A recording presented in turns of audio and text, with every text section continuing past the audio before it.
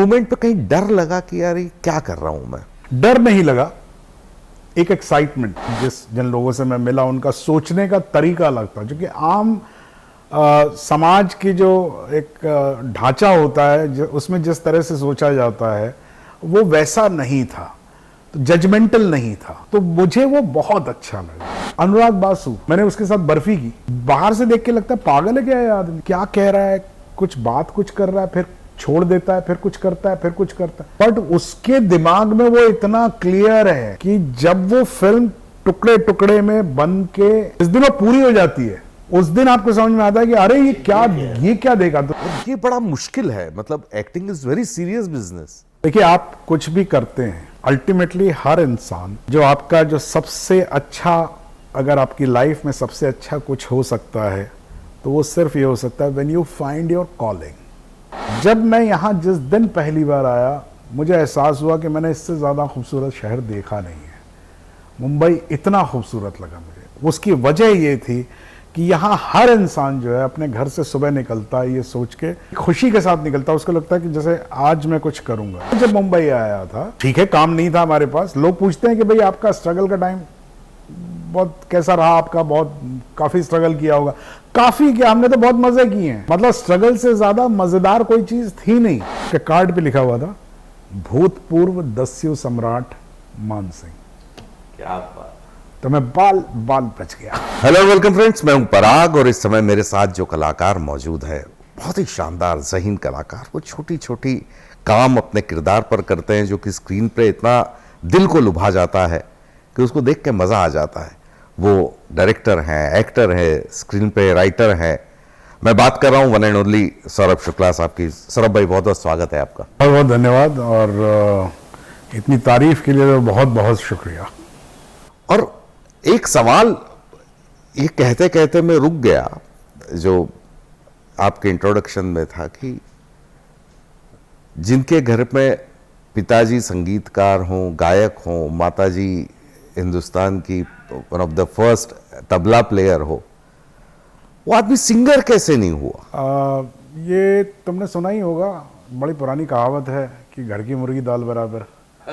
तो घर में जो चीज़ होती है वो आपको नॉर्मल लगती है। तो संगीत हमारे घर में बहुत हमेशा सुबह से शाम तक था। तो मैं वो नहीं करना चाहता था, बाकी सब कुछ करना चाहता था।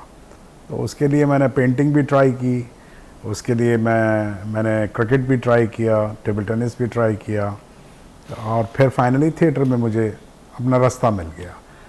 तो गाता क्यों नहीं है, मतलब मैं गा लेता हूँ, लेकिन क्योंकि मैंने उसकी शिक्षा नहीं ली है और क्योंकि मैंने उसका रियाज नहीं किया है, तो वो कॉन्फिडेंस नहीं है मेरे में कि मैं गा सकूं, है ना, प्रोफेशनली गा सकूं। लेकिन मैं गा लेता हूं और बेसुरा नहीं गाता हूं। मेरी छोटी बहन जो है, मेरी मदर भी क्लासिकल म्यूजिक की एचओडी रही इंदौर यूनिवर्सिटी में, और वो छोटी थी, तो जब घर पे स्टूडेंट्स आती थी सीखने के लिए, तो वो 8-9 साल की उम्र में वो करेक्ट कर देती थी कि ताई ऐसा नहीं है, ये ऐसा है।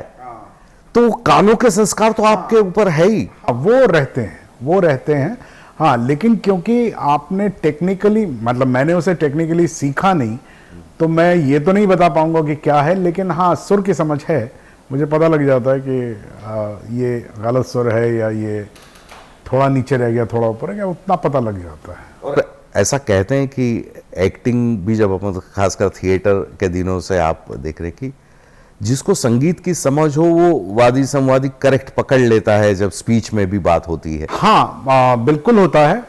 देखो क्या है पराग, कि न सिर्फ संगीत बल्कि हर आर्ट जो है वो कहीं ना कहीं से, जितने फाइन आर्ट्स हैं वो कहीं ना कहीं से एक दूसरे से जुड़े हुए हैं। जैसे कि अगर आप पेंटिंग में आपका इंटरेस्ट है और अगर आप पेंटिंग समझते हैं और इमेज की समझ आपको है, तो वो एक्टिंग में बहुत काम आती है, क्योंकि आपको इमेज की समझ है। संगीत में आपको उसका लय क्या है, उसका क्या आप सुर पकड़ रहे हैं, कितना आप उसको प्ले कर रहे हैं, कितना नहीं कर रहे हैं, उसका प्रोग्रेशन कैसा है, ये सारी चीज़ें आपको समझ में आती हैं।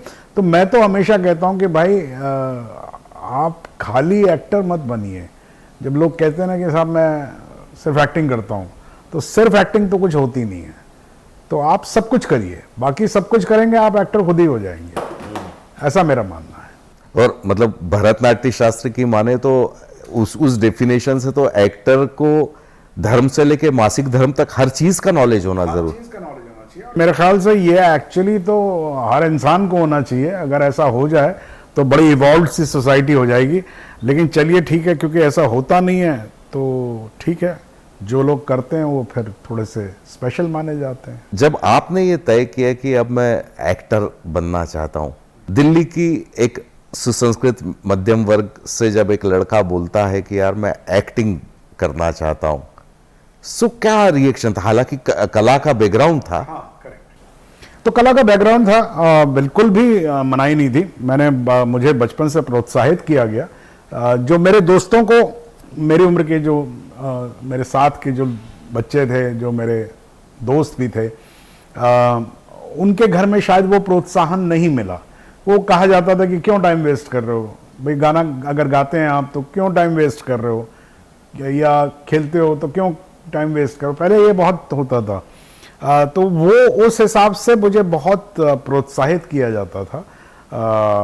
मैं जब पेंटिंग करता था तो मुझे पेंटिंग के लिए प्रोत्साहित किया गया। फिर जब मैंने लिखना शुरू किया तो मुझे प्रोत्साहित किया मेरे माता पिता ने। तो कोई रोक टोक नहीं थी। लेकिन क्योंकि कला का जो क्षेत्र रहा है वो पहले बहुत ज़्यादा, और अब भी वो एक कहना चाहिए कि उसमें बनी बनाई नौकरी नहीं है, उसमें एक बना बनाया आपका एक सेटल्ड करियर नहीं है। कभी हो सकता है आप बहुत अच्छा करें, कभी हो सकता है कुछ ना करें, ये भी हो सकता है आप कभी कुछ ना कर पाएं, ये भी हो सकता है कि आप एकदम चांद पे पहुंच जाएं। तो कुछ भी हो सकता है।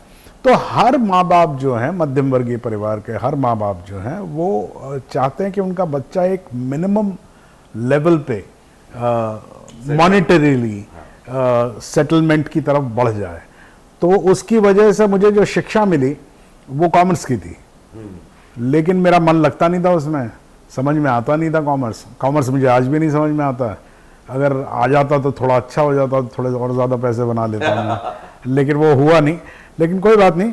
तो मैं ये तो नहीं कहूँगा कि मुझे रोका गया, लेकिन मुझे कहा गया कि तुम करना चाहते हो करो जीवन भर, लेकिन एक सेटलमेंट कर लो, जो कि एक्चुअली मतलब कॉमर्स के क्षेत्र में चाहते थे, वो कभी हुआ नहीं। अब ठीक है, जो एक आर्ट फील्ड में जो भी लड़का या जो भी इंसान जाता है उसको वैसी इक्वेशन समझ में नहीं आती जीवन के, तो है ना, और अंधे कुएं में छलांग लगाने जैसा है।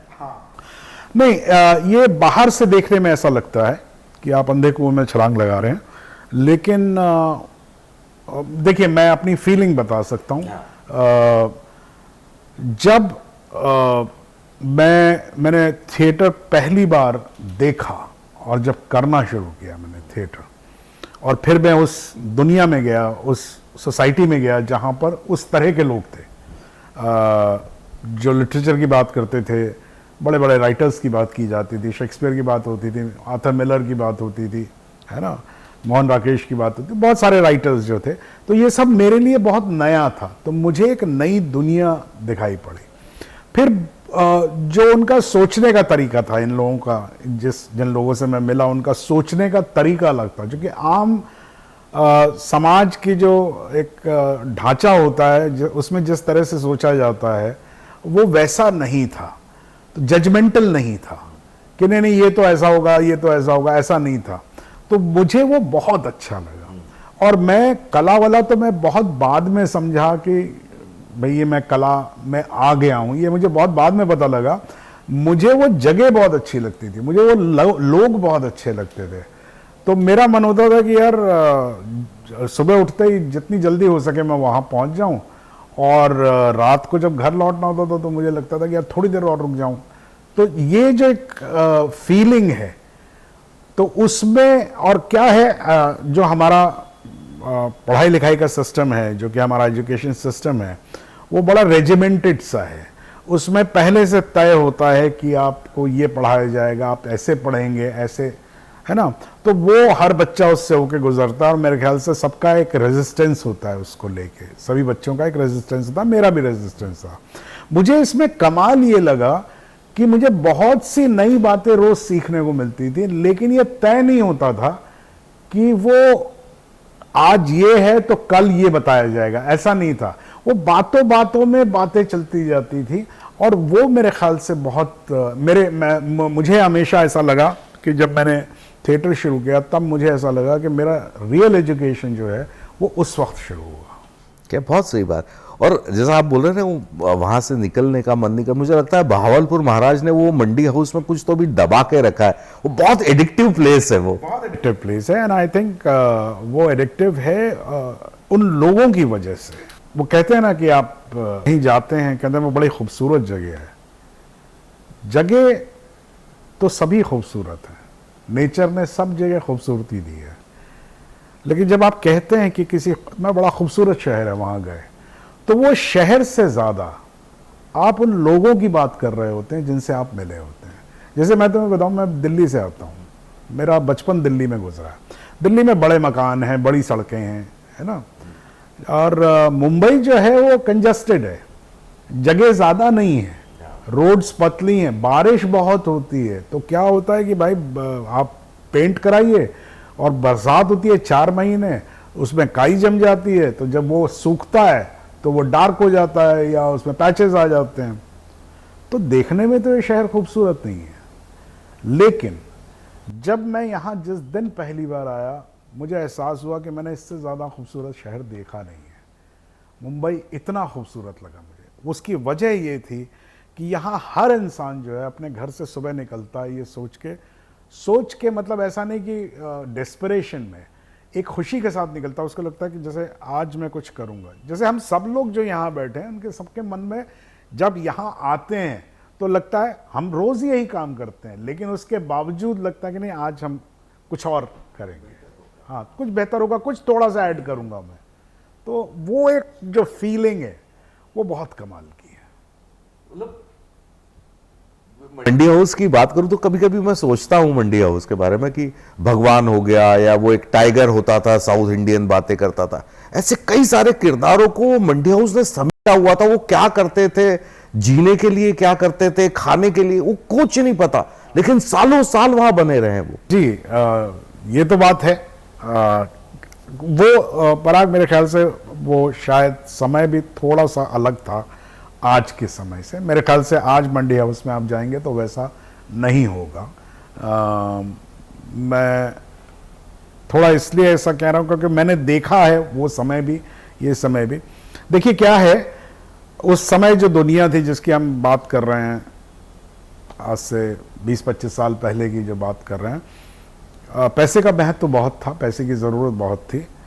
लेकिन पिछले 25 वर्षों में पूरी दुनिया में ये चेंज आया है कि पैसा जो है उसने प्राइम प्लेस ले लिया है। इमोशन भी सेकेंडरी हो गए। हाँ नहीं, इमोशन रहते हैं, मगर आपका, जैसे मैं तुम्हें एक चीज बताऊं, अमेरिकन कल्चर में हमेशा आप देखेंगे they talk about money, and आज से नहीं बहुत पहले से बात कर रहे हैं वो। तो जब हम उनकी फिल्में देखते थे हमें समझ में नहीं आता था ज्यादा कि यार ठीक है पैसा चाहिए, मगर इतना क्या इंपॉर्टेंट है यार पैसा, ठीक है। तो मैं उस एरा की बात कर रहा हूं जब जिसकी आप बात कर रहे हैं कि जिसमें ये सारे लोग होते थे। कोई पेंटर था, कोई लेकिन काम कुछ नहीं था किसी के पास भी, मतलब कभी कुछ काम आ गया, भूले भटके काम आ गया। एक्टर्स थे बहुत सारे, म्यूजिशियंस थे बहुत सारे, कुछ लोग ऐसे ही थे। ग्रेट देवलालीकर साहब के बेटे वहां थे। जी। तो मैं भी जब गया था थिएटर में, तो जब मैंने ये डिसीजन लिया था कि मैं अब यही करूंगा, इसके अलावा कुछ नहीं करूंगा। पैसा नहीं था, लेकिन मुझे परवाह नहीं थी मुझे, और ये मेरे साथ नहीं, ये सबके साथ हुआ है। मुझे लगता था कि यार हो ही जाएगा, खाना पीना हो ही जाएगा, दिन तो कट जाएगा पूरा वहां पर, रात को अपने ठीक है अपने घर है, घर में वापस आ जाएंगे, नहीं आए कोई बात नहीं, किसी दोस्त के रह लेंगे, है ना, और पैसे कभी आ जाएंगे कभी नहीं आएंगे, जिंदगी पता नहीं कैसी ऐसी चलती रहेगी, लेकिन जो भी है मजेदार जिंदगी। ये जो कहना चाहिए जो जज्बा था या ये इस तरह की सोच थी, वो अब अफोर्ड नहीं कर सकते हैं आज के बच्चे। और ये सिर्फ वही नहीं है, ये मुंबई में भी ऐसे ही हुआ। मैं जब मुंबई आया था तब ठीक है, काम नहीं था हमारे पास। लोग पूछते हैं कि भाई आपका स्ट्रगल का टाइम बहुत कैसा रहा आपका, बहुत काफी स्ट्रगल किया होगा। काफी क्या, हमने तो बहुत मजे किए हैं। मतलब स्ट्रगल से ज्यादा मजेदार कोई चीज थी नहीं। इसलिए नहीं कि आपके पास खाने को नहीं है, इसलिए क्योंकि जिस वक्त आपके पास काम नहीं है, जिसके पास मेरे पास काम नहीं है, जिस वक्त इन सब लोगों के पास काम नहीं है और हम एक दूसरे को जानते, तो हम क्या करेंगे? हम सबसे पहले एक दूसरे के पास आ जाएंगे। हम इकट्ठे बैठ के बात करेंगे कि यार जिंदगी में यार कुछ तो करेंगे, यार कुछ तो करेंगे, एक दूसरे को ढांढस बनाएंगे। तो दोस्तियां बढ़ती हैं, साथ आप मिलते रहते हैं, विचारों का आदान प्रदान। उसी बात, कितनी देर तक आप बेबात की बात करेंगे, है ना? फिर आप कुछ ज्ञान की बात भी कर लेंगे। फिर कभी कोई अच्छा ज्ञान दे देगा, कभी आप अच्छा ज्ञान दे देंगे। लड़ाइयां भी हो जाएंगी लेकिन प्यार भी हो जाएगा। तो ये एक बड़ा ही, कहना चाहिए कि बहुत ही वाइब्रेंट माहौल जो है वो क्रिएट करता है, जिसमें आपको डर लगता है, लेकिन ठीक है, पैसा कहीं ना कहीं से उतना आ जाता था। अब क्या हो गया है कि अब एक तो फोकस, साइकोलॉजिकली हम लोग ऐसा हो गए हैं कि नहीं यार, I have to get that, I have to get money wise, monetarily हमें ये पाना है। उसके पीछे हमारा फोकस इतना ज्यादा होता है कि बाकी की चीजें, जैसे मेरा पूछना है लोगों से, लोग कहते हैं कि साहब मुझे बड़ा एक्टर बनना है। तो बड़े एक्टर का जब मैं मतलब पूछता हूं, बड़े एक्टर का क्या मतलब है, क्या कहते हो तुम बड़े एक्टर का मतलब क्या है? तो बोला नहीं साहब मैं बहुत फेमस। तो मैंने कहा फेमस का मतलब क्या है? ज्यादा लोग जाने। तो मैंने ज्यादा लोग जानने से क्या होगा? कहले सर मतलब मेरे पास गाड़ियां होंगी। तो मैंने गाड़ी जानने से गाड़ियां कैसे हो जाएंगी तुम्हारे पास? बोले नहीं सर मेरे को प्राइस ज्यादा अच्छी मिलेगी। मैंने कहा पॉइंट ये है, आप प्राइस पे पहले आपका फोकस है, आपका फोकस काम पे नहीं है, काम पे सबसे आखिर में है। पहले फोकस है आपका कि यार मेरे पास इतना पैसा होना चाहिए कि मेरे पास बड़ा घर, बड़ी गाड़ी खरीद सकूं। पहला फोकस। दूसरा फोकस ये कैसे आएगा? जब मुझे ज्यादा लोग जानेंगे, जब मुझे ज्यादा लोग चाहेंगे। तो लोग भी सेकेंडरी हैं एक्चुअली। उसके बाद आप ये कह रहे कि फिर ये सोचते हैं कि यार मैं करूं क्या ऐसा, जबकि होना ये चाहिए कि मैं कर रहा हूं, आपको पसंद आए आए ना आए कोई बात नहीं, मुझे बहुत खुशी मिली, मैंने बहुत मजे किए, मेरी जिंदगी आराम से कटी, मेरी जिंदगी मजे में कटी, मैंने बहुत कुछ पाया। वो थॉट प्रोसेस जो है अभी बिल्कुल उलट गया है। वो उलट गया है। तो उसकी वजह से ये बड़ा तो जो जिस समय की आप बात कर रहे हैं, बिल्कुल एक अल्लड़पना था। और मैं बिल्कुल रोमांटिसाइज नहीं करता हूं, मैं ये भी नहीं कहता हूं कि आज का समय खराब है, या ये समय का चलन है, समय का चलन है। अब वो ठीक है, हमसे पहले की जो जनरेशन थी उनका चलन अलग था, हमारा चलन अलग था, यहाँ का चलन अलग है। तो ऐसा ही मतलब मेरे पास भी ऐसे कई सारे बच्चे छोटे चेहरों के, अब जरा सी कोई खूबसूरत लड़की है या जरा बॉडी बिल्डर लड़का है, हैंडसम दिखता है, तो एक्टर बन जाओ, वो आ जाते हैं। और ये बड़ा मुश्किल है, मतलब acting is very serious business.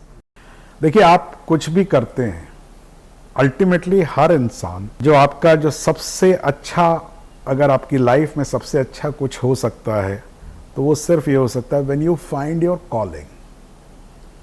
Now when you say when you find your calling, what is your calling? हम लोगों को एक्चुअली पता नहीं लगता कि कॉलिंग है क्या। भाई कॉलिंग का मतलब क्या है? आप सक्सेसफुल बिजनेसमैन हैं, आप सक्सेसफुल शेयर मार्केट में हैं, आप सक्सेसफुल पोस्ट पे हैं किसी कॉरपोरेट में। फिर ऐसा क्यों होता है कि कितने केसेस हैं कि 30 साल की उम्र में, 35 साल की उम्र में जो कॉरपोरेट के लोग हैं वो सब छोड़ छाड़ के, पता लगा कि कहीं जमीन लेके, भाई मैं यार हिमाचल में अपना खेती करूं। क्यों? That was not your calling and you are still not sure that this is your calling, because ये भी इंस्टा रील से देख देख के आपको इंप्रेस करता है। क्या है वो? हम लोग को हर चीज हम लोग देखते हैं। भाई आपकी कमीज देखी, मैंने कहा यार ऐसी कमीज मेरे पास क्यों नहीं है यार। आप मेरी टी शर्ट देखेंगे, आप कहेंगे मेरे पास इस कलर की टी शर्ट क्यों नहीं है यार।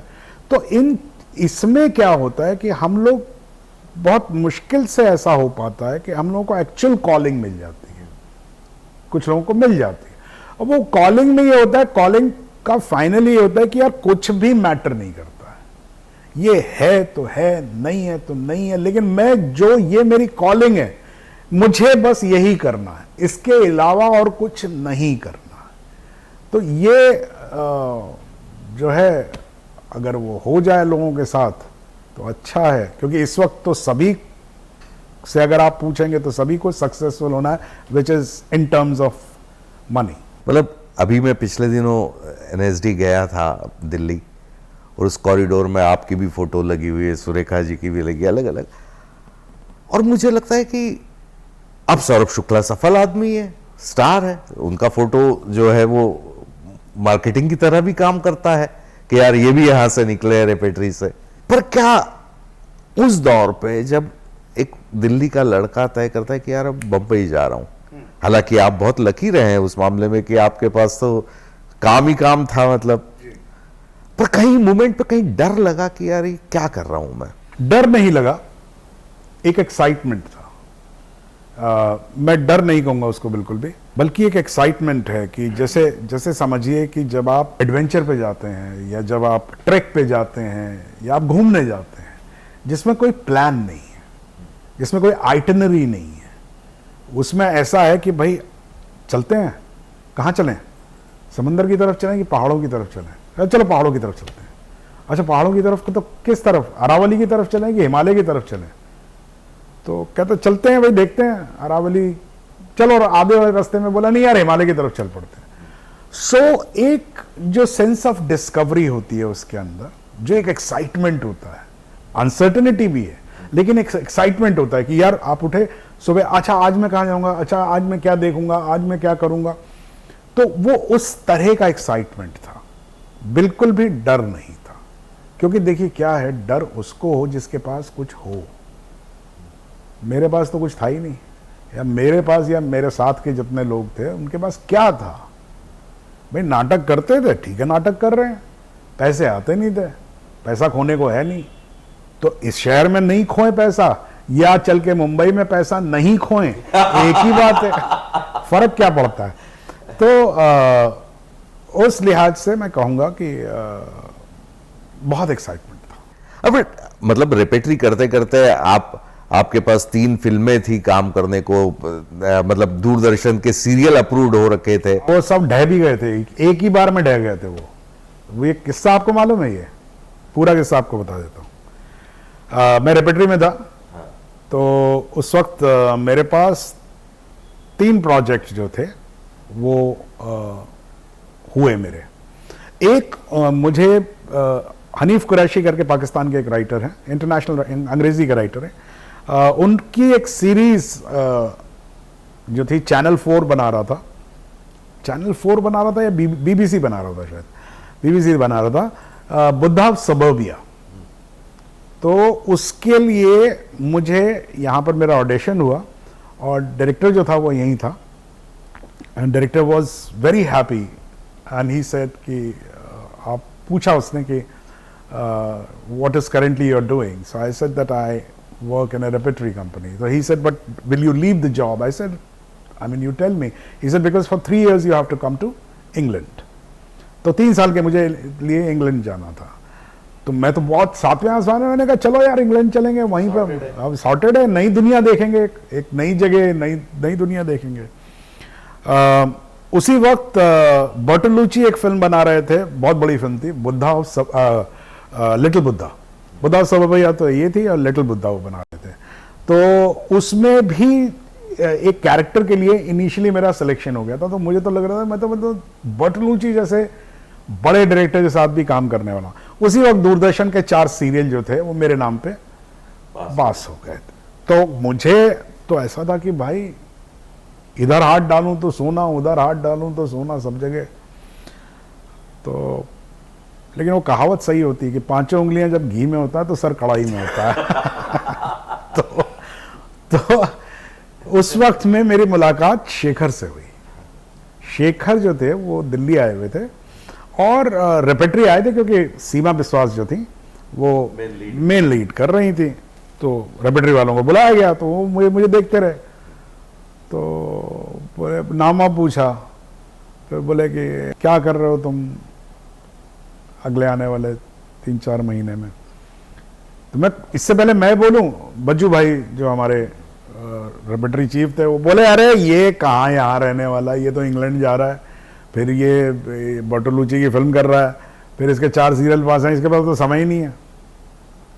तो शेखर ने मुझसे पूछा, कहना अच्छा अच्छा, तो कहना बहुत अच्छा है, तो कहना मैं भी एक फिल्म बना रहा हूँ, उसका नाम है बैंडेड क्वीन, तो लेकिन ठीक है बढ़िया तुम करो, मैं चाहता था कि अगर मैं देखना चाहता था तुम अगर हो तो मैं तुम्हें कोई रोल देता। ऐसी बात हुई, मुझे भी लगा ठीक है, तो दिमाग ज़रूरत नहीं है, दिमाग में ही नहीं आया। उसके एक हफ्ते के अंदर मेरे पास इंग्लैंड से चिट्ठी आई कि that we have taken some other actor and we are really sorry but we really liked you but finally we have taken some other actor. मैंने कहा ठीक है। फिर बर्टोलुची के यहाँ से लेटर आया कि भाई आपका बड़ा अच्छा था लेकिन हुआ नहीं फाइनली। मैं ठीक है। फिर उसके अगले दिन न्यूज़पेपर में खबर छपी कि दूरदर्शन पे केस हो गया, किसी ने केस कर दिया कि साहब इसमें बहुत भ्रष्टाचार है, कुछ ऐसा हुआ। तो जितने सीरियल थे वो सारे के सारे कोल्ड स्टोरेज में चले गए। तो मैं सारे चीज़ों के बाद ज़ीरो रह गया, सर कढ़ाई में हो गया। लेकिन कढ़ाई में होता है तो कुछ फ्राई तो होता ही है ना। मेरी किस्मत अच्छी थी। शेखर शूटिंग से पहले एक प्ले देखने आए, खूबसूरत बहू उसका नाम था, रंजीत भाई ने डायरेक्ट किया था वो प्ले, सीमा उसमें मेन करती थी। वो देखने आए सीमा का परफॉर्मेंस। उसमें मैं प्ले ओपन करता था और बहुत छोटे छोटे कई कैरेक्टर्स करता था। तो उन्होंने देखा, उसके बाद प्ले खत्म हो गया तो मुझे आके बोला गया कि भाई शेखर कपूर आपको पीछे बुला रहे हैं बैक स्टेज। तो मैं गया, शेखर खड़े हुए थे। तो मैंने कहा हेलो सर, जानते थे हम लोग एक दूसरे को। मैंने कहा हेलो सर। तो ऐसे देखते रहे कुछ बोले नहीं, तो ऐसे सर हिलाए चले गए। तो तिग्मांशु धूलिया वो उनका असिस्टेंट था। तो मैंने कहा तिशु क्या है भाई, तो मुझे बुलाया, फिर सारे ला के चले गए, क्या है? कहता मैं पूछ के आता हूँ। वो गया, थोड़ी देर में आया, बोला सुनो 5 मिनट रुको, तुम्हें टिकट मिलेगी कल की, तुम धौलपुर जाओ। मैंने कहा अच्छा। तो मैं धौलपुर गया एंड देन मेरी कास्टिंग हो गई फिल्म में। मुझे बाद में शेखर ने बताया, जब उन्होंने मुझे यहाँ बुलाया भी, एक्चुअली शेखर की वजह से ही मैं मुंबई आया। तो शेखर ने मुझे बताया कि जब उन्होंने प्ले देखा तो उन्होंने ये डिसाइड कर लिया था कि मुझे ये एक्टर ज़रूर चाहिए पिक्चर में, अपनी फिल्म में। रोल था नहीं। तो वो वापस गए और 2 कैरेक्टर्स थे, छोटे छोटे 2 कैरेक्टर्स थे, उनको एक करके उन्होंने कैलाश का कैरेक्टर जो है वो क्रिएट किया, which became a very important character in the film. So that's how the whole story behind कि इतना सारा काम जो है। मतलब मैं आगे बढ़ने के पहले एक सवाल आपसे जरूर ये पूछूंगा कि उस दिन से आप किस्मत पे भरोसा करने लगे होंगे? नहीं, मैं किस्मत पे बिल्कुल भरोसा नहीं होगा। मैं मतलब मैं किस्मत पे भरोसा नहीं करता, किस्मत को मानता जरूर। ये बेहतर मैं कह सकता हूं, क्योंकि अगर आप किस्मत पे भरोसा करने लगेंगे तो थोड़ा मामला गड़बड़ हो जाता है। देखो, किस्मत जिसको हम कहते हैं, वो जैसे अंग्रेजी में कहते हैं ना, what has to happen will happen, है ना। और या हिंदी में भी एक कहावत है कि जब जब जो जो होता है तब तब सो सो होता है। जब वो हो जाता है तो हम उसको कहते हैं किस्मत है। ठीक है, मैं उस बहस में ज़्यादा नहीं पड़ता, लेकिन मैं किस्मत है, ठीक है। अब क्या किस्मत किस रेफरेंस में अगर बोलें तो, जैसे लोग कहते हैं कि नहीं साहब किस्मत होती है जिसकी वजह से आप कुछ बन पाते हैं, गलत है। लोग कहते हैं कड़ी मेहनत से आप बन जाते हैं, गलत है। जैसे कि आप कहें कि साहब मेरे हाथ मजबूत हैं तो मैं इंसान हूं, नहीं। या मेरे पाँव मजबूत हैं तो मैं इंसान हूं, नहीं। मेरा दिमाग मजबूत है तो मैं इंसान हूं, नहीं। ये जो टोटल है उसकी वजह से, तो उसी तरीके से कि भाई आप मेहनत करते हैं, कुछ एक होता है, एक इंसिडेंट होता है, कुछ लोग पुश करते हैं आपको, है ना, कभी बाय लक या जो भी बोलिए हो जाता है।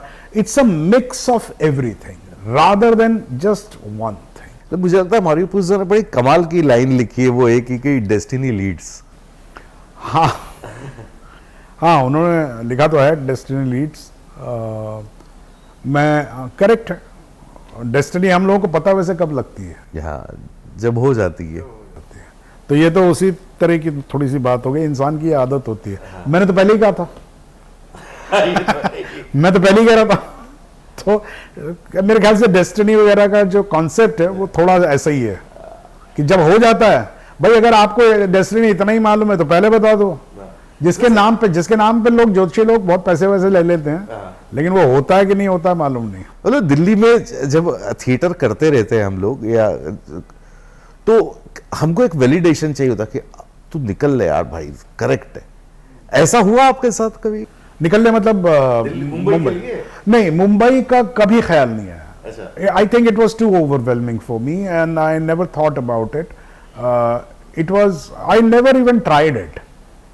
मैंने कभी सोचा नहीं था। और देखो पराग क्या है, मैंने कभी भी एज एन एक्टर कभी अपना करियर बनाने के बारे में सोचा नहीं था। मैंने कभी अपने आप को इमेजिन नहीं किया था कि I will be known as an actor. I was not, मतलब आई कुड एक्ट और लोग पसंद करते थे, मुझे अच्छा लगता था, लेकिन मैंने कभी सोचा नहीं था कि मैं एज एन एक्टर अपना कुछ एक, जो मेरे बहुत सारे दोस्तों में उनके पहले से फोकस थे वो लोग, मैं नहीं था। मैं फिल्में बनाना चाहता था, that was the main focus. उसमें मैं कुछ भी कर सकता था। मैं लिखना हो तो लिख लूंगा, मैं एक्टिंग करना हो तो एक्टिंग कर लूंगा, फिल्म डायरेक्ट करूंगा तो सबसे अच्छा है मेरे लिए। मैंने ऐसा, इस तरह की चीजें थी, लेकिन मैंने ऐसा कभी नहीं सोचा था कि भाई मैं अब हो गया, तुम टैलेंटेड हो, चलो मुंबई। क्योंकि मुंबई वॉज नॉट, ध्येय नहीं था। हाँ, जब आया तो मुझे एहसास हुआ कि अरे, तो फिर वही बात हो गई कि हाँ, फिर वही बात है, डेस्टिनी आपके हिसाब से। सो मतलब बैंडिट क्वीन इतने साल बाद भी हमारी भारतीय सिनेमा की वन ऑफ द असेट है, और वो रहेगी। आप उस पूरे प्रोसेस का हिस्सा रहे हैं, आपने वो शूट देखा है, आप उसके गवाह रहे हैं, वो क्या बांटना चाहेंगे? क्यों आज भी हम बैंडिट क्वीन को बोलते हैं यार क्या फिल्म है, वाह। देखिए, एक कोई भी फिल्म जो अच्छी बनती है और आपको छू जाती है, और ऐसी एक नहीं, हिंदुस्तान में ऐसी बहुत सारी फिल्में रही हैं कि वो फिर टाइमलेस हो जाती हैं, वो आपको हमेशा याद रहती हैं, वो आपके जहन में चली जाती हैं, आपकी मेमोरी में रहती है। बैंडिट क्वीन, लेकिन जो इन सारी फिल्म, मतलब मैं 2-3 फिल्मों का ऐसा पार्ट रहा हूं जो कि काफी बड़ी इस तरह की लीग में गई, जैसे सत्या थी, है ना। ये जो भी फिल्में लंबे समय तक, या कहना चाहिए जो टाइमलेस हुई हैं, उसमें फिल्म बनाते वक्त लोग फिल्म बना रहे थे, ना कि हिट फिल्म बना रहे थे। हर कोई चाहता है कि मेरी फिल्म जो है सफल हो, लेकिन आप फिल्म बनाते वक्त ये नहीं सोच सकते उसकी सफलता के बारे में। उस वक्त you have to be true to the film, what you are making, the process you are in. Bandit Queen the same thing was there, and Bandit Queen में हम लोगों का पार्टिसिपेशन जो था, जितने भी लोग थे, आई थिंक बैंडिट क्वीन के पीछे जो सबसे बड़ी फोर्स रही है वो शेखर खुद रहे हैं। क्योंकि हम लोग तो जानते भी नहीं थे सिनेमा के बारे में उतना, हम लोग तो फॉलो कर रहे थे। फिर जो भी हमारा टैलेंट था या जो भी हम लोग समझते थे थिएटर के थ्रू, जितनी हमारी समझ थी, उसको हमने पूरी तरह से सरेंडर किया डायरेक्टर को, और उसने मनूवर किया। सो एक उसकी जो प्योरिटी है कि that the film has to be what the film he wanted to make, you know, was the main this thing.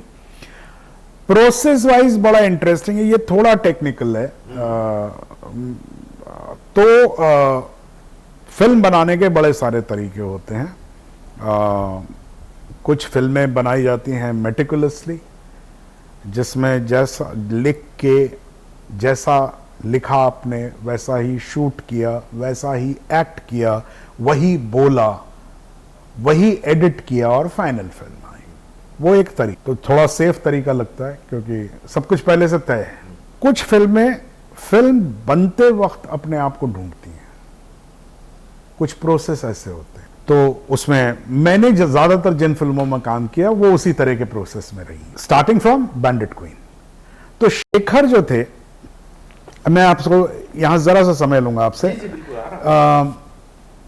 Bandit Queen में कुछ 60-70 कैरेक्टर्स हैं, छोटे बड़े मिला के 60-70 कैरेक्टर्स, तो यानी 60-70 एक्टर्स तो ही हैं। और बैंडिट क्वीन में सबका बड़ा नेचुरल परफॉर्मेंस है। तो क्या ये 60-70 नेचुरल टैलेंटेड एक्टर्स एक फिल्म में एक साथ आए? ऐसा नहीं है कि अचानक दिल्ली में 60-70 एक्टर्स जो थे वो सारे ही टैलेंटेड, एक्सपीरियंस्ड, एक सोच वाले नहीं। That is because of the process of the film.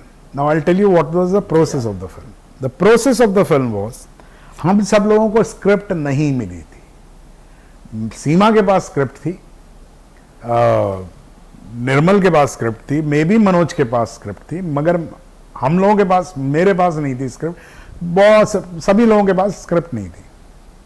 हमें अपने कैरेक्टर्स मालूम थे। शेखर बहुत करते थे, कैरेक्टर्स के बारे में बहुत बात की, सब कुछ हुआ, कहानी क्या है मोटा मोटी हमें मालूम है कि क्या फिल्म है, कहानी का मूवमेंट मालूम है हम सब। लेकिन अचानक तुम्हारा और मेरा सीन हुआ तो शेखर ऐसे बोलते थे कि अच्छा, तो आपको आपका कैरेक्टर मालूम है, मुझे अपना कैरेक्टर मालूम है, गांव में एक जगह एक साथी रहते हैं, पड़ोसी है, आपकी भैंस खो गई है, इतना आपको मालूम है, इतनी इंफॉर्मेशन है।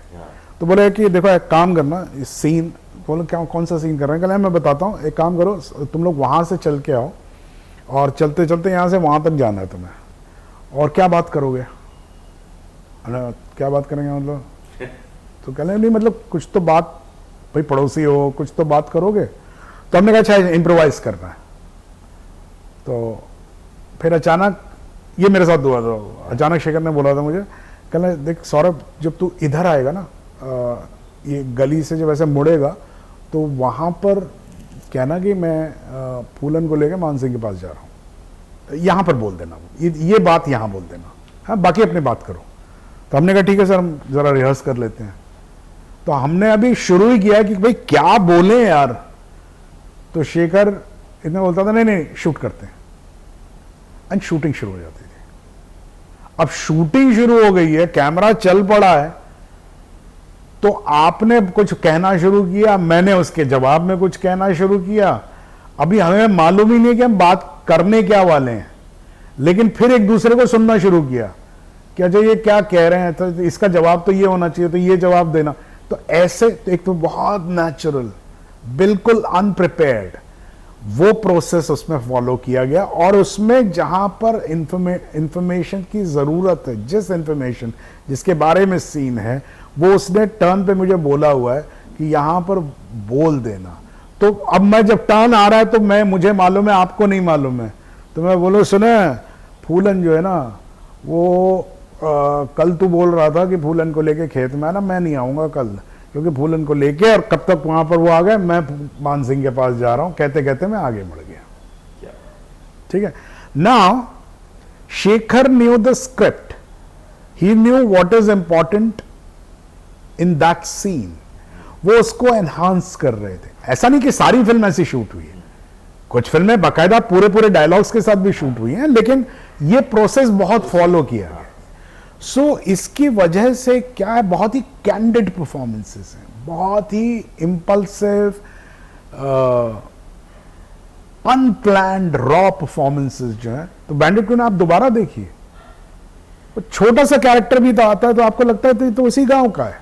बिल्कुल सही है ना। तो ये एक बड़ा इंपॉर्टेंट प्रोसेस था जो उस फिल्म में फॉलो किया गया। और धौलपुर और चंबल, वो पूरा एरिया भी आसपास का ही एरिया, और वो है ना, चंबल, हाँ, चंबल नदी वहीं से निकलती है, तो उसी चंबल की आबो हवा में जहाँ पे करे, तो उसके लिए भी ऐसा नहीं कि हम लोग घर से निकले, कार में बैठे और शूटिंग पे पहुंचे, ऐसा नहीं था। बाकायदा फिल्म शुरू होने से 2 महीने पहले जो मेन एक्टर्स थे, जिसमें मैं भी गया था, मुझे 2 महीने पहले जाना पड़ा था धौलपुर 4-5 दिन के लिए, और वहाँ एक खाली, क्योंकि तो हमें जानता भी कोई नहीं था, तो एक होटल में आप रुके हुए हैं, फिर निकल के आप ठेले वाले से बात करिए और लोगों से बात करिए, किसी से बात करिए, फिर गांव चले जाइए, वहाँ खाना खा लीजिए। तो एक जो माहौल है वहाँ का, भाषा भी उसमें बहुत इंपॉर्टेंट थी कि भाई भाषा जो है वो भी, उसका भी टोनालिटी पकड़नी थी ना, तो ये सब किया गया था उससे। और उस समय ऐसा नहीं था कि डकैत खत्म हो गए थे, वो मोहर सिंह भी थे, जगजीवन भी थे। तो हाँ, मतलब थे, बाकायदा थे। हालांकि एक को छोड़ के किसी और से मेरी मुलाकात नहीं हुई, लेकिन हाँ, वहां पर यह भी बड़ा कमाल था कि वहां पर गली में मुड़ो, किसी से मिलो, तो वो यही बोलता था, हम तो बागी हैं, हम तो डकैत हैं। तो सारे डकैत थे वहां पर। कहने का मतलब ये बहुत फैशनेबल भी था। लेकिन मैं एक इंसान से मिला था जो मैं कभी नहीं भूल सकता। कमाल का किस्सा, दो किस्सा बता देता हूँ आपको मैं। तो बैंडिट क्वीन के दौरान हम लोग शूटिंग करते थे, जहाँ भी शूटिंग करते थे वहाँ से हम लोग जाते थे वन विहार करके, वन गेस्ट हाउस था वहाँ पर। वो था कुछ शूटिंग से नॉर्मली हमारे 20 से 35 किलोमीटर के बीच में डिफरेंस पड़ता था हम लोगों को। तो अब 20-25 किलोमीटर, 30 किलोमीटर जाना है। एक कार होती थी, उसी कार में मैं, मनोज वाजपेयी, निर्मल पांडे, सीमा भी उसी में, रघु भाई हैं अगर वहाँ पर तो रघु भाई भी उसी में। तो 4-5-6 लोग बैठ के अपने गाड़ी में चले जाते थे। एक दिन हम लोग शूटिंग कर रहे थे, तो एक गांव वाला दिखाई पड़ा हमें, कुछ प्रधान टाइप का था आदमी, जैसे गांव का कोई प्रधान होगा ऐसा लगा हमें। तो वो ऐसे शेखर के कंधे पे ऐसे हाथ रख के कुछ ऐसे बात कर रहा था। हमने कहा होगा कोई गांव का होगा, कोई प्रधान होगा, चलो ठीक है। फिर थोड़ी देर में देखा उसने जाके अशोक मेहता की टोपी जो है वो पहन ली। फिर थोड़ी देर में देखा तो जाके अशोक मेहता के साथ वो क्रेन पे भी बैठ गया। तो हमें लगा अच्छा ये गांव वाला होगा, गांव का प्रधान होगा, जिसको ज़्यादा मना भी नहीं कर सकते क्योंकि वो परमिशन के प्रॉब्लम करेगा। खैर वो सारा दिन बैठा रहा, हम लोग शूटिंग वूटिंग करते रहे। फिर जब उस दिन हम लोग कार में बैठे तो दरवाज़ा लास्ट में खुला, वो आके कार में बैठ गया। अब भाई हम लोग एक दूसरे को जानते हैं, एक दूसरे के दोस्त हैं, तो अब हम लोग शूटिंग से वापस जा रहे हैं तो हर तरह की बात करेंगे। एक आदमी जो अनजान सा बैठा हुआ है तो अजीब सा हो गया, तो मुझे बड़ा चिड़न हो रही थी। मैं कहा ये कौन है यार, कौन आगे बैठ गया है? अगर बोला मैं कुछ नहीं, कोई भी कुछ नहीं बोल रहा था, तो मैंने भी कुछ नहीं बोला। फिर वो गेस्ट हाउस आ गया, गेस्ट हाउस में आया तो हम लोग ऐसे ही रहते थे। एक कमरा था, बड़ा सा कमरा था, उस कमरे में बिस्तर लगे हुए थे, तो वहीं पे मनोज भी रहता था उसी में। हम लोग पहुंचे, वो भी आया, वो एक बिस्तर पे लेट गया। बैठे हुए थे, खैर फिर ड्रिंक्स वगैरह शुरू हुई, बैठे तो बात चल रही। तो मनोज ऐसे बैठा हुआ था मेरे बगल में। मैंने कहा मनोज कौन है यार ये, निकालो यार इसको, बहुत हो गया, मतलब चिपका ही पड़ा है, कौन है ये? और अचानक मैंने देखा कि मनोज का चेहरा एकदम सफ़ेद हो गया। वो मेरी हैरत भरी नज़रों से मेरी तरफ देख रहा था और बोला तू मिला नहीं इनसे? मैंने कहा नहीं, कौन? इतने में वो आदमी, उसने सुन लिया, थोड़ा सा उठा, आया, उसने ऐसे मुझे काट दिया, बोले मैं मान सिंह। Oh my God. और उसके कार्ड पे लिखा हुआ था भूतपूर्व दस्यु सम्राट मान सिंह। क्या बात। तो मैं बाल बच गया। ये बड़ी अद्भुत चीज है, पता है। यहाँ पर आदर्श में एक रेस्टोरेंट है अपने यहीं पे कॉर्नर पे, वहां पर मैं एक दिन रात को बैठा ड्रिंक कर रहा था और कुछ लोगों से मुलाकात ऐसी हुई, और चूंकि वो लगे मध्य प्रदेश के, तो मैंने कहा चलो, रात को 2-2:30 बज गए थे पार्टी करते करते, उनको छोड़ के आया। उन्होंने कार्ड निकाल के मुझे दिया, वो भी जगजीवन दस्यु सम्राट, यूपी, एमपी, राजस्थान। मेरे पसीने छूट गए कि मैं किस आदमी के साथ घूम रहा हूँ। तो ये विजिटिंग कार्ड देने का फैशन है ना, कि हम मतलब इज अ कारपोरेट वर्ल्ड ना, तो बड़े चांस से लगा था भूतपूर्व दस्यु सम्राट।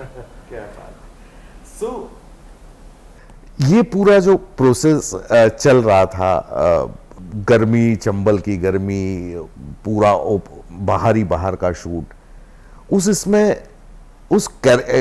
आपने कहा एक नेचुरली आप फ्लो में कैरेक्टर्स में चले गए। शेखर का पूरी इस फिल्म को लेकर, पूरी शूट को लेकर भी वही अप्रोच रहा, शांतिपूर्ण या? शांतिपूर्ण, बहुत शांतिपूर्ण। शेखर उन चंद डायरेक्टर्स में से एक हैं, और ये जो क्वालिटी होती है डायरेक्टर की, वो बहुत बड़ी क्वालिटी होती है। जब आपको लगे, जो भी, अगर आपने बहुत अच्छा सीन हुआ और आपको ये लगने लगे कि यार ये तो मैंने किया, उस वक्त ये समझ लीजिए आपका डायरेक्टर बहुत सशक्त है, क्योंकि वो अपने आप को हावी होने ही नहीं देता। तो शेखर बिल्कुल एकदम कहना चाहिए कि इनविजिबल सा रहता था, मिलता था, बात करता था, कुछ कहता था, लेकिन वो ऐसे फोर्सफुली डायरेक्ट नहीं करता था।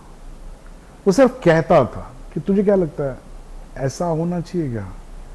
हाँ मैं ठीक है, करता हूं सर। आपने किया, बहुत अच्छा किया, लोगों ने बहुत उसको सराहना मिली, और आपको लगता है तो मैंने किया, जबकि वो किया डायरेक्टर ने, और वो उसका क्रेडिट भी नहीं लेना चाहता है कि देखा नहीं यार वो समझ नहीं रहा था, मैंने समझाया उसको। नहीं, वो फिल्म के लिए कर रहा।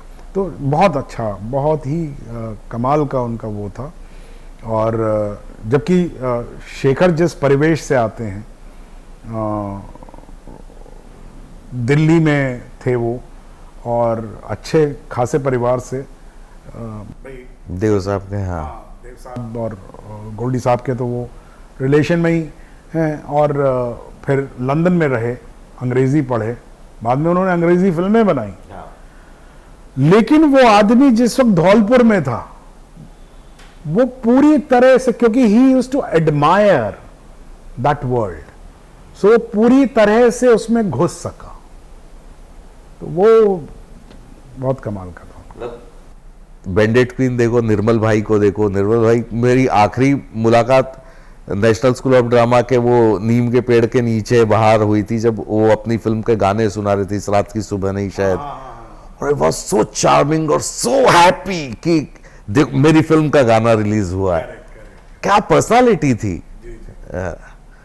सो उनको देख के हमेशा वो बैंडेड क्वीन देख के निर्मल भाई की भी याद आती कि यार क्या कमाल का आदमी, जल्दी चले गए। मैंने वेट किया था निर्मल का। निर्मल उस टाइम पे इंग्लैंड में था, एक थिएटर कंपनी में, और शेखर बाकायदा फिल्म को डिले करता गया थोड़ा, उसने 2-3 महीने डिले की थी फिल्म, क्योंकि उसको निर्मल ही चाहिए था विक्रम मल्ला के रोल। आपकी जिंदगी में डायरेक्टर ऐसे ही कुछ सरफिरे से मिले, मतलब ना, जो प्रोसेस, मतलब रामू का भी प्रोसेस एकदम ही अलग है। सत्या जब आपकी आई, सत्या शब्द शुरू हुई, रामू का भी प्रोसेस अलग ही प्रोसेस। तो आप कहना चाह रहे हैं कि मुझे अपनी जिंदगी में डायरेक्टर्स मिले?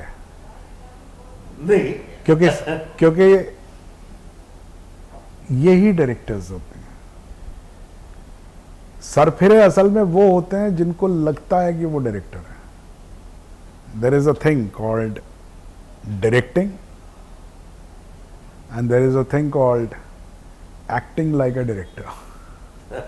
तो मैं खुशकिस्मत रहा, मुझे डायरेक्टर्स मिले, चाहे वो शेखर हो, चाहे वो रामू हो, चाहे वो सुधीर मिश्रा हो, चाहे वो कमल हासन हो, जितने भी लोगों के साथ मैंने काम किया, रजत कपूर हो, या अभी भी जब मैं नए लोगों के साथ भी काम कर रहा हूँ, ये बहुत सशक्त लोग हैं। देखिए डायरेक्टर जो होता है, एक चीज़ मैं यहाँ पर थोड़ा सा क्लियर कर देता हूँ। There is a thing called technically directing. That means I be able to tell you कि place the camera here and place the camera there and cut and edit पे उसको ऐसे ऐसे ऐसे काटा जाएगा, वो करेक्ट कटेगा। That's what is the technical part, which is a very small part. But the directors we are talking about, they are the storytellers. They tell you a story. वो उनकी एक कहानी होती है। इसीलिए मैंने हालांकि लिखा भी है, सत्या मैंने लिखी है ना, सुधीर के लिए भी मैंने लिखा है, कमल हासन साहब के लिए भी मैंने लिखा है, मगर मैंने उनको हेल्प किया है लिख के, मैंने लिखा नहीं है। कहानी उनकी है, फिल्म उनकी है, the story they are telling is theirs and not mine. I am coming with my expertise कि भाई अच्छा उसमें मैं जोड़ सकता हूं, घटा सकता हूं, लेकिन मेरी कहानी नहीं है, because they are essentially the storytellers. This is what I would say is the difference. So बहुत सही है, दुनिया को लगता है, वाकई में लगता है कि अलग ही प्रोसेस है, पागल लोग हैं. अनुराग बासु, आप, मैंने उसके साथ बर्फी की, मतलब बाहर से देख के लगता है पागल है क्या ये आदमी, क्या कह रहा है, कुछ बात कुछ कर रहा है, फिर छोड़ देता है, फिर कुछ करता है, फिर कुछ करता है, बट उसके दिमाग में वो इतना क्लियर है कि जब वो फिल्म टुकड़े टुकड़े में बन के, आपको टुकड़े टुकड़े में उसकी फिल्म नहीं समझ में आएगी, जिस दिन वो पूरी हो जाती है उस दिन आपको समझ में आता है कि अरे ये क्या देखा. तो लोग, तो बर्फी जब शुरू में बन रही थी तो जो पोर्शन शूट नहीं करता था वो वहां ब्लैक लगा देता था, ब्लैक फ्रेम लगा देता था, तो पिक्चर ही नहीं समझ में आ रही थी लोगों का. लेकिन जिस दिन देखा उसको, उस दिन पागल हो गए थे, ये क्या पिक्चर है यार, क्या पिक्चर बनाई. इवन जग्गा जासूस का क्या स्क्रीन प्ले है, मतलब आपको समझ में नहीं आता ये कर क्या रहा है. सो ये they are, that's why I am saying, जो बहुत आसानी से समझ में आ जाए ना कि अच्छा हाँ अब ये होगा, अब ये होगा, अब ये होगा, फिर वो पिक्चर ऐसी हो जाती है, फिर उसमें कोई सरप्राइजेस नहीं रहते हैं. अरे ये क्या हुआ यार, ये कहां से, अरे कमाल है यार, ये जो सारी चीजें हैं ये इन सारे डायरेक्टर्स में रही हैं. रामू की अगर मैं बात करूं, और सत्या जी की आपने लिखा भी है, मतलब वो कैरेक्टर्स वो उतने ही रियल थे जितना मानसिंह या कैलाश या फूलन थी. जी, इसमें दो चीज़ों का बहुत बड़ा हाथ है. एक तो अगर आप देखें तो सारे तो नहीं कहूँगा मैं, लेकिन हम तीन तो थे ही जो बैंडेड क्वीन से थे. मैं था, मनोज था और श्रीवास्तव. हम तीनों एक ही फिल्म से आए थे, हम तीनों एक ही समय के, एक ही सोच के लोग थे. यहां पर भी जितने लोग आए थे, मकरंद देश पांडे है ना, या बाकी जो एक्टर्स थिएटर से थे, भाई ठीक है हम लोग अलग अलग शहर के लोग हैं, लेकिन एक ही विचारधारा के लोग थे. थिएटर, रियलिज्म, चीजों को अप्रोच करने का तरीका.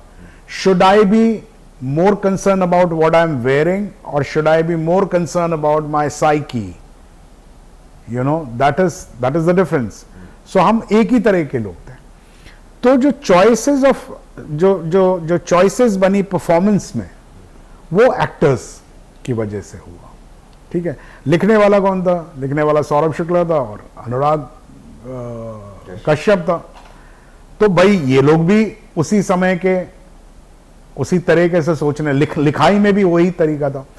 Plus Ramu himself was very clear that he wanted to make a realistic film. So ये सारी चीजें कॉम्बिनेशन में बैठ गई, और ये ऐसा नहीं कि बिठाई गई, ये बैठ गई. अच्छा लगा मुझे, आपका थॉट अच्छा लगा, आपको मेरा थॉट अच्छा लगा, और करते करते फिल्म जो है वो बैठी. And the result of Satya was that. That's why the performances are that way. Nobody was trying to be a cool hero. They were trying to be characters. So there is a difference कि भाई आप, are you trying to be a stylish cool hero and a fashion icon? No, we were not interested in that. We were just, मतलब अगर आपको मैं सत्या में जो हम लोगों का बजट था, मेरी कॉस्ट्यूम सबसे महंगी थी, मतलब उर्मिला को छोड़ के, उर्मिला का अलग है, मेरी कॉस्ट्यूम सबसे महंगी थी. क्यों? क्योंकि मेरी जो धोती थी वो तमिलनाडु से आई थी. वो एंगर धोती थी, वो वहां से आई थी, तो उसका खर्चा आ रहा था. बाकी सबका क्या, हम लोगों का बाकी के जो कपड़े थे, पूरी फिल्म के कपड़े जो थे, वो एक एक कैरेक्टर के जो पूरा वार्डरोब है, 3,500-4,000 रुपए का था, 5,000 रुपए का था ज्यादा से ज्यादा. किसी को मतलब ही नहीं था, किसी को ही। और ऐसा नहीं कि उस टाइम पे 30 लाख या 40 लाख का वार्डरोब नहीं होता था लोगों का, या ऐसा नहीं था कि भाई उस टाइम भी ठीक है, तब सस्ती होती थी डीजल की जो जैकेट्स आती थी, भाई वो जैकेट तब भी आती थी 25,000 रुपए की, लेकिन हमें इंटरेस्ट नहीं था। हमें इंटरेस्ट था कि यहां से यार उठाओ, ये लिवेबल लगेगी, मतलब ये लिव्ड इन लगेगी, है ना। तो यहां से जैकेट उठाओ, वो जैकेट कितने की, 750 रुपए की जैकेट है। तो जो पूरी सोच थी, पूरे यूनिट की सोच थी, या पूरे सेटअप की सोच थी, वो एक तरह की सोच थी। And that's why the film is the way it is. when you were writing the script, भले कल्लू मामा हो, सत्या हो या भीकू मात्रे हो, वो जो लिखा गया और जो आया, जो हम भीकू मात्रे या कल्लू मामा को जानते हैं, उसमें कितना फर्क है? फर्क नहीं है और फर्क है भी। Again, Satya followed the similar process, not exactly the same like Bandit Queen, but काफी। So the film has been improvised a lot. So in my earlier interviews, I have said it, that film is written by 4 writers. One is me, Anurag Kashyap. The third and the most important writer is Ram Gopal Verma. And the 4th writer are the actors. Because they added so much. And by the way, अनुराग और मैं, हम लोग हर दिन shooting पे होते थे as writers. लिखा होता था, फिर उस पे इम्प्रोवाइजेशन होता था, and we were there and we were not fighting कि नहीं हमने तो ये लिखा नहीं है। That was not the fight. The fight was what the actor is improvising, is it within the framework of the scene. So that is also writing. That you are telling कि नहीं, बात आप जो कह रहे हैं, that is, I think, that is deviating from the focus of the scene. So let's not do this, let's do this, let's do this and this. So that is what, that was the process of Satya. है ना. तो एक तो ये लोग ये बहुत जानना चाहते हैं किसी भी सक्सेस फिल्म के बारे में कि ये एक्चुअली बनाई किसने थी, या इसका श्रेय किसको जाता है. ऐसा नहीं होता है. श्रेय सब चीजों को जाता है. सब सारी जितने एलिमेंट्स वहां हैं, सबका श्रेय बराबर का होता है. और इसीलिए मतलब जब सत्या रिलीज हुई होगी तो मुझे लगता है कि आपके ही लिखे डायलॉग था कि मुंबई का किंग कौन, तो अलग अलग कोने से अलग अलग आवाज आती, कल्लू मामा, सत्या, भीकू मात्रे. हाँ, या आई मीन, या ओके, व्हेन यू से सो, I believe, I mean, of course, we felt the success, we felt the welcoming to this industry. Yeah, but that's it. I don't know, किसी के दिमाग में गया हो तो गया हो, मेरे दिमाग में तो कभी नहीं आया कि you have become the star. वो आज तक नहीं आया, और ना ही आया तो बेहतर है. एंड फिर आप चूजी हो गए? नहीं, बिल्कुल चूजी नहीं हुआ मैं. मेरे ख्याल से वो कहते हैं ना कि पूत के पांव पालने में ही दिख जाते हैं, कहावत है ना. तो पूत के पांव जो है पालने में दिख जाते हैं. तो हमारा भी वही हाल है. तो अगर आपको लग रहा है कि मैं चूजी आज हूं, तो आपने पूत नहीं देखा है. उसके भी ऐसे ही थे पालने में पांव, वो भी ऐसे ही चूजी था. वो फितरत है. और अगर इसको आप चूजी कहते हैं, मेरा कहना यह है कि मैं पूरे ईमानदारी से ये मानता हूं कि मैं हर प्रकार का काम नहीं कर सकता. जो काम अच्छा कर सकता हूं मैं वो करता हूं, और जहां मुझे लगता है कि ये मेरी कैपेबिलिटी के बाहर है, उसमें मेरा कोई जजमेंट नहीं है, लेकिन वो मुझे आता नहीं है. आप अगर मुझे आज कहें कि भाई आप भूल भुलैया 3 लिखिए, मुझे आता नहीं है, मैं नहीं लिख पाऊंगा. मैं लिखने बैठूंगा, फिर मैं आधा लिखूंगा अपना और आधा फिर मैं कॉपी करूंगा. वो ना मैं रहूंगा ना वो रहेगा. तो ये ईमानदारी की बात है, इसमें चूजी होने की बात नहीं है. मैं आप मुझे भाई वही बात है ना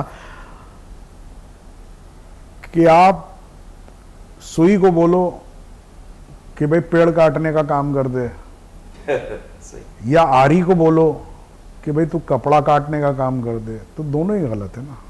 बिल्कुल सही। बस सो ये पूरा प्रोसेस हुआ और कमाल के परफॉर्मेंसेस आपके लगातार होते रहे। आप टर्निंग पॉइंट सत्या को मानते हैं या बर्फी को मानते हैं? मेरे ख्याल से मैं बहुत खुशकिस्मत लोगों में से हूं जिनके जीवन में सिर्फ एक नहीं कई टर्निंग पॉइंट्स हैं। क्या बात है। तो पहला टर्निंग पॉइंट, मतलब मैं तो टर्निंग पॉइंट से ही turning points, and I count my blessings. मेरा पहला टर्निंग पॉइंट वो था शायद जब मैंने अपनी जिंदगी का पहला प्ले पढ़ा, which was Arthur Miller's All My Sons. It turned my life. Then मैंने पहला नाटक किया, मैंने मिलर का एक नाटक और किया, मिलर का नहीं एक और नाटक लिखा था, A View from the Bridge. That was another turning point. Then there was a turning point when I came into NSD. Then there was a turning point when Bandit Queen happened. Then there was a turning point when I did Is Raat Ki Subah Nahi, and I was nominated in Mumbai with the very first film. I was nominated for the best supporting actor in Screen Awards. जो कल्लू मामा नहीं, इस रात की सुबह नहीं। Then the turning point came in Satya.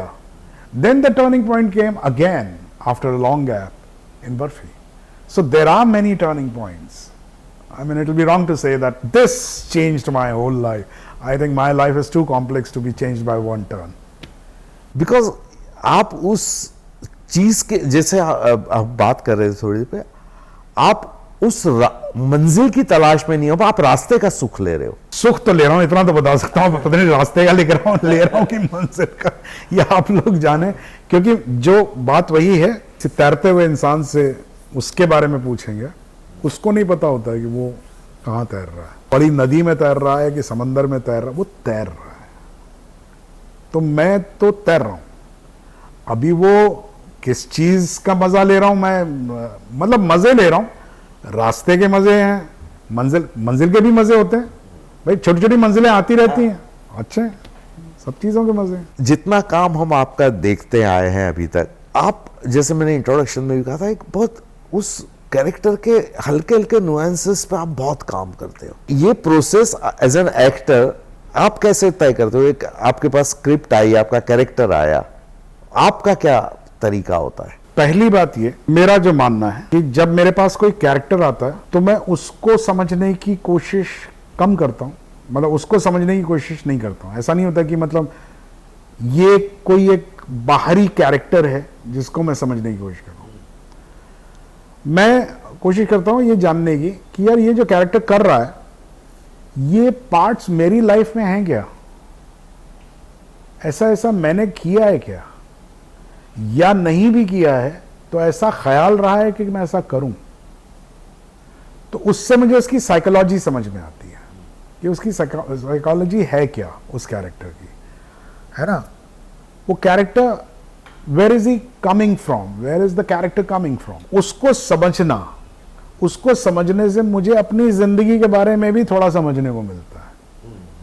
ठीक है, तो एक तो प्रोसेस का पहला पार्ट ये है। लोग अक्सर ये कोशिश करते हैं कि यार अगर किसी भी कैरेक्टर को अगर हिटलर समझना है तो मैं हिटलर को कैसे समझूं भाई। अगर वो आपके दिमाग में क्रूर आदमी रहेगा, जो कि है, हम सबके दिमाग में वो क्रूर आदमी है, तो फिर आप हिटलर कैसे प्ले करेंगे, क्योंकि हिटलर अपने दिमाग में क्रूर नहीं था। तो आप सबसे पहले ये जानने की कोशिश करिए कि वो जिद जो कि तहस नहस कर सकती है चीजों को, क्या वो आपके अंदर है। हाँ, हिटलर जितना बड़ा आपको नहीं मिलेगा, एलिमेंट तो होना, लेकिन वो एलिमेंट मिल जाएगा। फिर उस एलिमेंट से आप ये समझ सकते हैं कि हिटलर ने ऐसा क्यों किया होगा। फिर आपको वो नहीं तो क्या होगा कि आप एक ही तरफा रह जाएंगे ना, भाई वो क्रूर आदमी था तो क्रूर आदमी था, तो ठीक है क्रूर आदमी था, तो आप क्रूर था, हाँ, तो फिर तो कुछ समझ में ही नहीं आएगा, वो जो ब्लैक ही हो जाएगा ना। फिर तो ब्लैक हो गया तो फिर तो एक्टर को कुछ काम नहीं है ना, तो फिर तो इंक पॉट लो और डाल दो,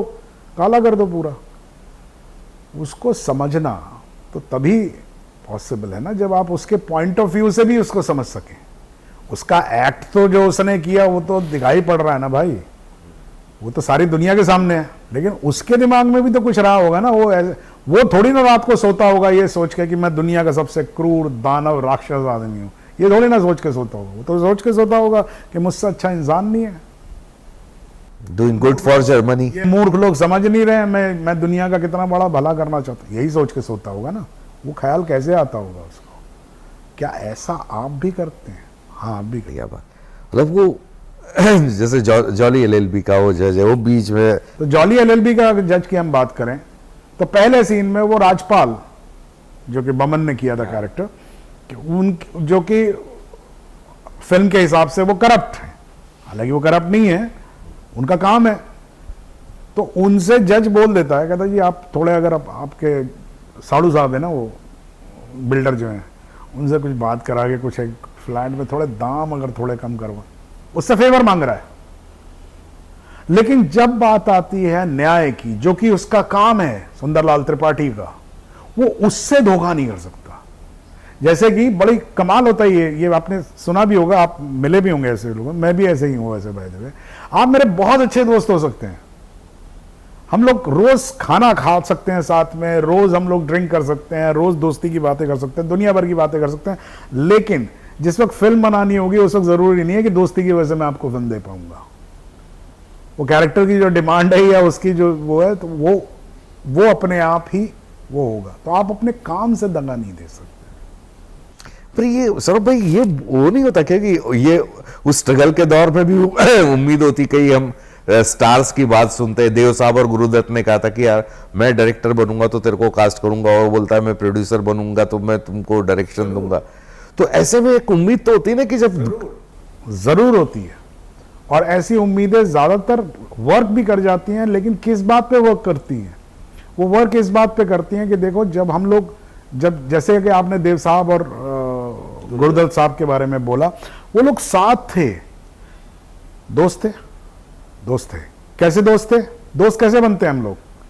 ज्यादातर हम लोग यहां पर मुंबई में जिन लोगों जो मेरे दोस्त बने, वो कैसे बने? क्योंकि मुझे आपका काम पसंद आया, मुझे लगा आप टैलेंटेड है, आपको लगा मैं टैलेंटेड हूं, आपको मेरा काम पसंद आया, हम दोनों दोस्त हो गए। अब ये दो दोस्त बैठ के काम करते, यार देख मेरे को पहले पिक्चर मिल जाएगी ना तो मैं तेरे को जरूर दूंगा, क्योंकि मैं टैलेंटेड मानता हूं आपको। भाई मेरे और भी दोस्त हैं, आपसे पुराने दोस्त हैं, दिल्ली के दोस्त हैं, मैं उनको तो उठा के नहीं ले आया, क्योंकि मुझे मालूम है कि भाई वो उसकी फील्ड नहीं है, उसको आता नहीं है लिखना, उसको एक्टिंग करना नहीं आता, तो मैं नहीं, मेरा दोस्त है तो मैं एक्टिंग करा दूंगा। ये गलत है। लोग गलत फहमी में पड़ जाते हैं कि नहीं नहीं दोस्ती और रिलेशन, अरे भाई दोस्त तो यहां पर इसलिए बने क्योंकि हम मिले थे कितने साल पहले, मुझे लगा नहीं यार ये अच्छा सोचते हैं, अच्छा करते हैं, अच्छे पत्रकार हैं। अच्छे पत्रकार किस बात पे हैं भाई? मुझे आपका काम पसंद आया ना, आपको भी लगा नहीं ये करते तो अच्छा है, मैं कभी इंटरव्यू करूंगा। तो इंटरव्यू इसलिए नहीं हो रहा क्योंकि हम दोस्त हैं, it's because of a mutual liking of each other's work, और so that is what is most important. बहुत सही बात, बहुत सही बात। ये रही यात्रा अनवरत जारी है, बहुत बेहतर काम हो रहा है, आपकी रेड भी आ रही है अभी, और मतलब रेड 1 में तो वो आपने कमाल किया ही था, इसमें भी ट्रेलर में दिख रहा है कि पर इसके तेवर बदले हुए दिख रहे हैं इसके। बदले हुए तो वो तो बदलना होगा ही, तो तभी तो एक नयापन और एक जो नई आगे की जर्नी जो है भाई, इवॉल्व होता है ना आदमी, तो ये भी इवॉल्व हो गए। और थिएटर के मतलब बर्फ के ही कंटिन्यूटी चल रही है या कुछ नया और दिमाग में है? क्या है पराग, मैं थिएटर जरूर करना चाहता हूँ, बहुत कुछ करना चाहता हूँ, लेकिन मेरे लिए थिएटर जो है वो उतना ही महत्वपूर्ण है जितना सिनेमा है। मैं अब अगर बर्फ के बाद मैं दे नहीं पा रहा हूं समय, बर्फ क्योंकि तैयार हो गया है, उसके शोज कर लेता हूं मैं, लेकिन एक नया नाटक तैयार करना। जब मैंने बर्फ तैयार किया था तो मैंने 4 महीने फिल्में नहीं की थी, जो कि हर बार नहीं कर सकता मैं, क्योंकि अगर मैं बार बार ऐसा करने लगूंगा तो बहुत सारी अच्छी फिल्में, बहुत सारे अवसर जो है मेरे हाथ से निकल जाएंगे जो मैं नहीं चाहता हूं। तो हाँ, अभी कोई इतना ही कंपेलिंग कहानी कोई आएगी कि अचानक वो मुझे लगे कि नहीं, ये नाटक करना ही, ये नाटक के तौर पे ही हो सकता है और ये नाटक ही करना चाहिए मुझे, तो मैं जरूर करूंगा, लेकिन मैं अभी समय इससे ज्यादा नहीं दे सकता। एक सवाल मेरे दिमाग में और बड़ा समय से तैर रहा था, और पूरी टीम में से आज आप ही मिले हो, इस दरमियान मेरी एक पूरा खूबसूरत सा मोमेंट आप लोगों ने बनाया था, नेहा, रंजीत, सब आप, और वो उसमें अच्छी फिल्में भी बनी, और अचानक वो मोमेंट फुस हो गया, ऐसा क्यों हुआ? मोमेंट फर्स्ट नहीं हुआ, जब तक वो मोमेंट था तक था, उसके बाद नहीं हुआ। लोग अप्रिशिएट कर रहे थे उसको, ज्यादा अप्रिशिएट कर रहे थे। रजत ने मेरी कई फिल्मों में काम किया, मैंने रजत की कई फिल्मों में काम किया, रजत ने मेरी फिल्म प्रोड्यूस की, नेहा हमारे साथ थी हमेशा, रणबीर शोरी हमेशा रहता था। So it was like, and it was again not like a gang कि भाई नहीं आपको मेरे साथ करनी है, भाई we still used to like the work, कि भाई काम पसंद आया तो ही करेंगे, लेकिन क्योंकि एक सहजता है, एक ईज है, तो आप करते थे। फिर ठीक है, फिर नहीं हुआ, कुछ समय तक कुछ फिल्में बनी, कुछ हुआ, फिर अपनी अपनी जर्नी पे लोग चले गए, ठीक है। इस बीच में भाई फिर अनुराग ने किया, अनुराग मोतवाने और क्या नाम है, विक्रमादित्य मोटवानी तो है ही, और फैंटम में जो, हाँ फैंटम में 3 लोग थे ना ये लोग, तो फिर उन लोगों ने किया बहुत सारा काम, लोग भी अलग अलग अब अपनी अपनी जर्नी पे चले गए ना। तो ठीक है, ये होता रहता है, इसमें ऐसा तो है नहीं कि नहीं शुरू में तो बहुत अच्छा हुआ बाद में फुस हो गया, ऐसा नहीं है। फुस तब होते हैं जब हम खराब फिल्में बनाते हैं। नहीं, पर लोगों को बड़ी उम्मीद हो, लोगों क्या है, दर्शक जो है ना वो आपसे जब जुड़ता है ना, वो बड़ी उम्मीद से जुड़ता है कि यार इस तरह का एक जो पैरेलल सिनेमा का मोमेंट खत्म सा हो गया था, उस मोमेंट से, क्योंकि आपने लगातार एक रिदमिक काम किया उसमें हर, और वो अचानक बंद हो गया। नहीं, मगर हम लोग अकेले नहीं थे ना उसमें, उस दौर में आप अकेले ही काम कर रहे थे उस तरह का। मेरे ख्याल से वो इट्स अ फेज जब हम लोग कर रहे थे, उसी वक्त उसी के आसपास ही जो है OTT भी एंटर हुआ, एंड देन न्यू प्लेयर्स केम इन। सो वो मूवमेंट तो कभी खत्म नहीं हुआ, नई नई तरह की फिल्में बनती रही, बल्कि अब तो बहुत कमाल कमाल के सब्जेक्ट्स आते हैं, मुझे बहुत अच्छा लगता है। So I really don't think that it wasn't like the earlier time, जो एक्चुअली जो पैरेलल सिनेमा का मूवमेंट था वो रहा है नैलानी साहब के टाइम पे या बेनेगल साहब के टाइम पे, इन लोगों के टाइम पे रहा है, ठीक है ना। तो उसमें हुआ जरूर था कि भाई बड़ी उम्मीदें थी, बहुत वो था, फिर अचानक there was a gap, long gap, कि अचानक उस तरह की फिल्में बननी बंद हो गई थी। NFDC ने भी फिर वो करना बंद कर दिया था, लेकिन हम लोगों का ऐसा नहीं है, we were always there. Yes, we somehow did not formalized it as a company or as a group, because understand one thing, हम में से सभी लोग जो थे वो आर्टिस्टिकली इंक्लाइंड थे, बिजनेस वाइज इंक्लाइंड नहीं थे। आई विश हम लोगों में कोई एक आदमी, एक नाम और होता who had the business vision, तो वो हम लोगों को सबको बांध के रखता। जैसे कहते हैं ना कि बहुत सारे मटेरियल्स जो होते हैं, जैसे क्या, जैसे पनीर की रोटी अगर आपको बनानी हो तो बन सकती है, लेकिन उसका बाइंडिंग एजेंट जो होता है वो आटा होता है ना।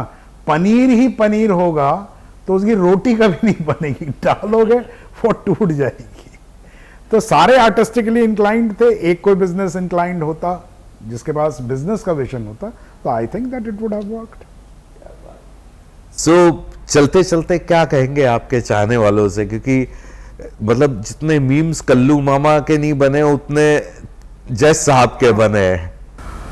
मैं क्या कहूंगा, मैं क्या कह सकता हूं, मतलब ऐसे तो कुछ ज्ञान मैं दे नहीं सकता, क्योंकि एक बनारस में एक बार एक दुकान में, बड़ी मशहूर दुकान है पप्पू चाय वाले की दुकान, वहाँ मैंने एक तख्ती पढ़ ली थी, उस पर लिखा था कि यहाँ ज्ञान न दें क्योंकि यहाँ सभी ज्ञानी हैं।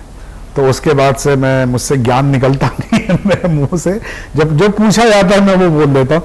तो मैं सिर्फ इतना ही कहूँगा कि खुश रहिए, और खुशी की अपनी अपनी परिभाषा है लोगों की, तो अपनी परिभाषा को पहचानिए एंड अपने आप को पहचानिए। बहुत बहुत शुक्रिया आपका समय देने के लिए। मतलब मुझे बहुत मज़ा आया बातचीत करके, और एक नया पॉइंट ऑफ व्यू, नई चीज़ें, कुछ पुरानी फिल्मों का बहुत सारी चीज़ें समझने मिली। बहुत बहुत धन्यवाद आपका।